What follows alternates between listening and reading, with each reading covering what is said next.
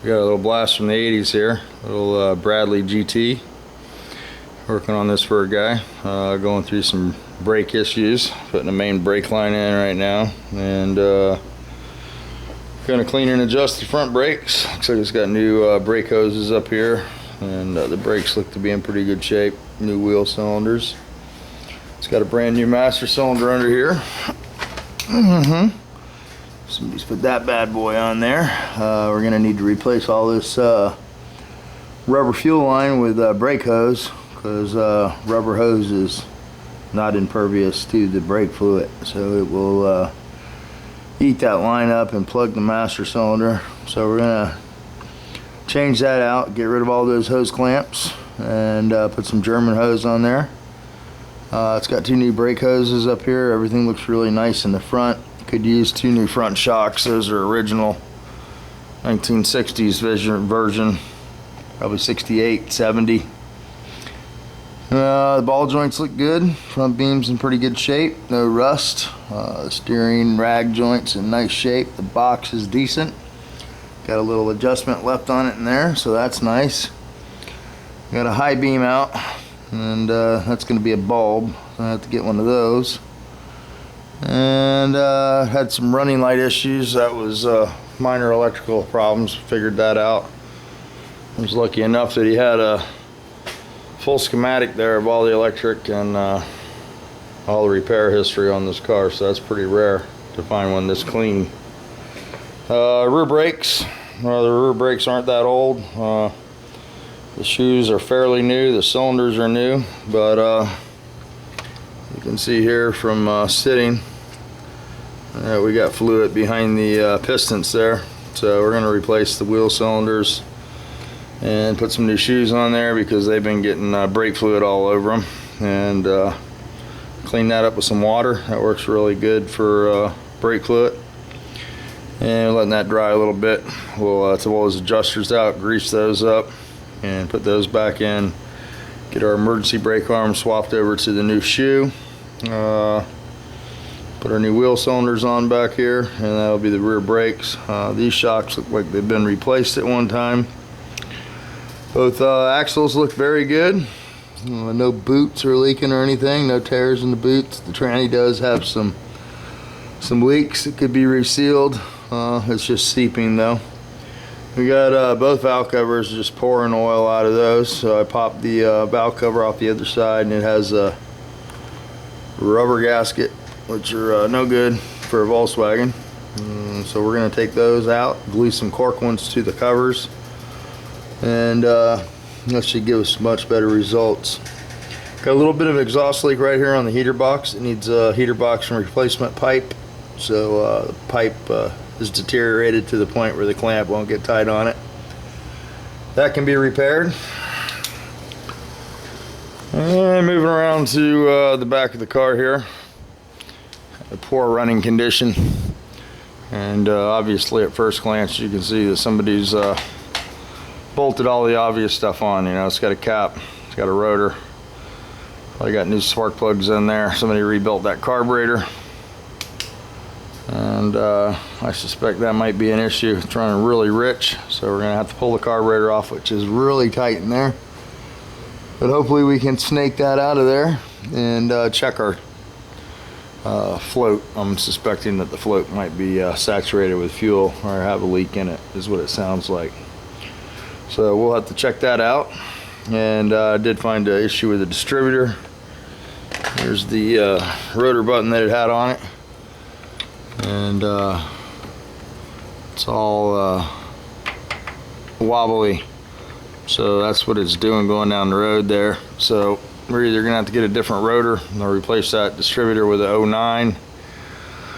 I would recommend an 09. It definitely give you a little bit of performance over the stock vacuum advanced distributor there. That's not a very good distributor as far as the vacuum advanced distributors go. The other problem that I've spotted here is your coil is leaking oil. So you see all the oil all over the coil. That's coming out of the coils filled with oil, and the keys either got left on or the coil is just done. So that's a leave you stranded item there. I recommend replacing that for sure. And I think that about does it.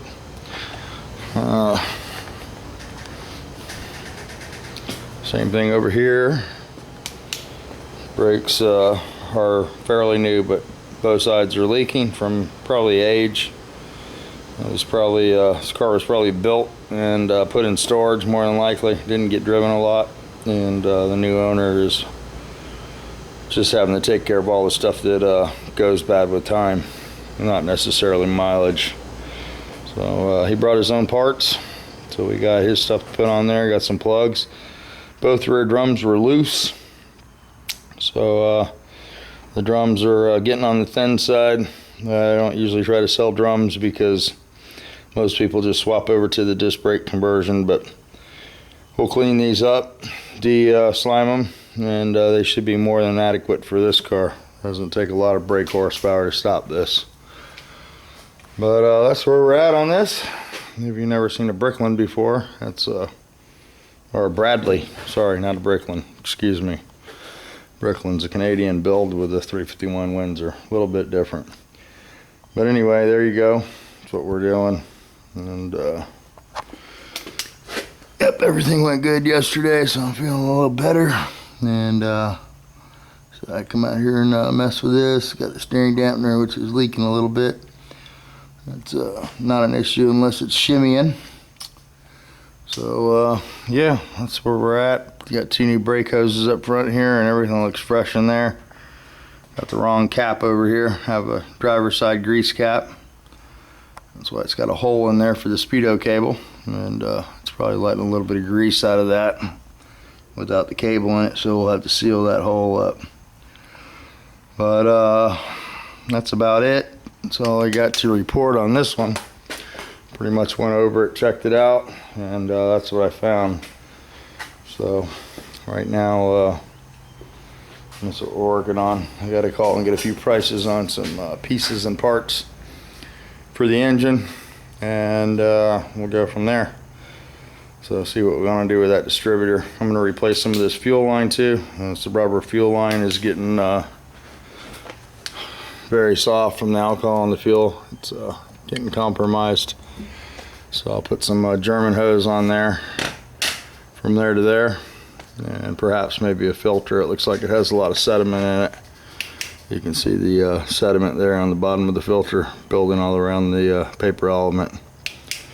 So that's about the situation on this one. The belt's super loose. We'll tighten that up so it cools the motor a little better.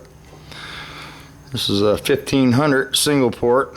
It's a single relief case, and probably like 1968 vintage, 67, I don't know. But anyway, that's what we're working with. I'll turn this back on when I get the brakes done. Maybe we'll go for a ride in the old Bradley GT and give it a cruise, see what's happening. Working on this other short block over here. I got the pistons all balanced, and decided to do the cylinder heads here. So I took those and did some port work on those this morning and got sidetracked with the Bradley, but we'll get back on those. Somebody wanted me to show them how I balanced the piston. I had the one that was had to take 5 grams out of it, and this is how I did it. I put it in the drill press, and I've got a drill bit that works pretty nice. Makes little divots down there and takes it out. That seems to be the best place.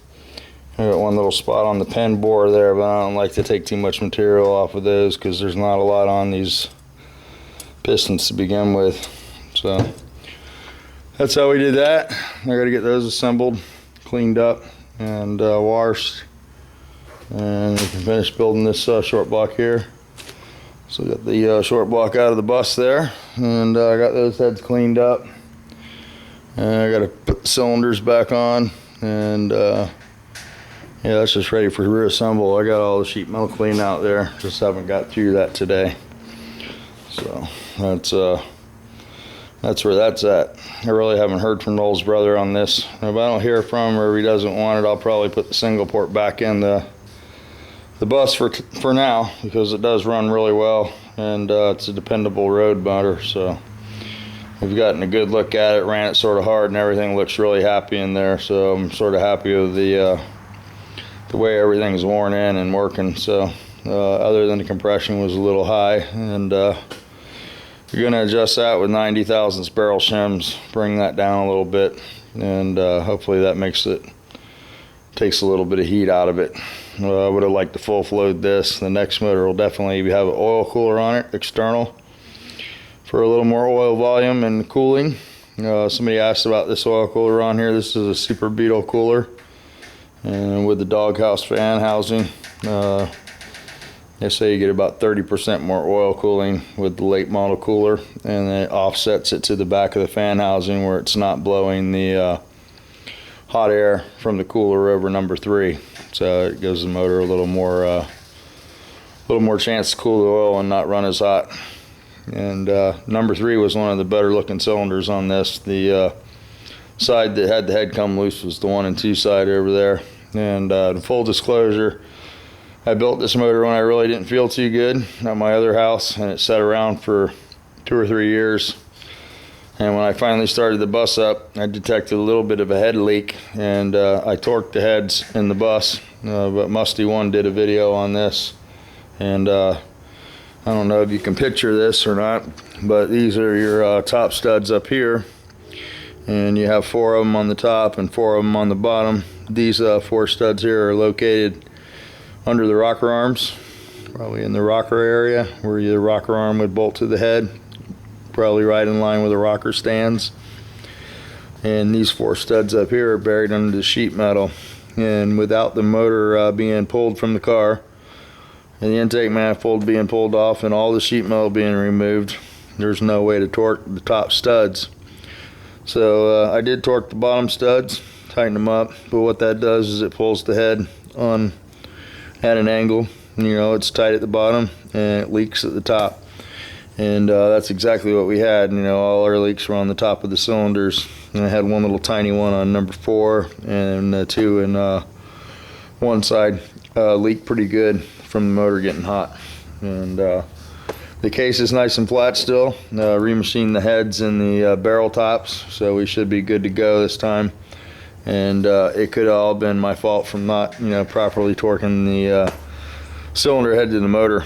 That might have got hand tightened or tightened with a wrench but never torqued, is what I'm thinking.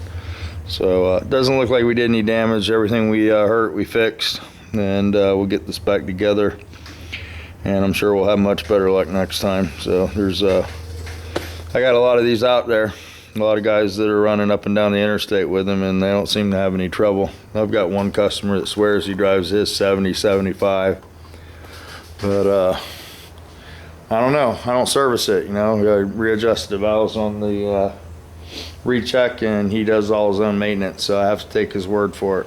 So his speedometer could be off too. Mine's 2 miles an hour slow.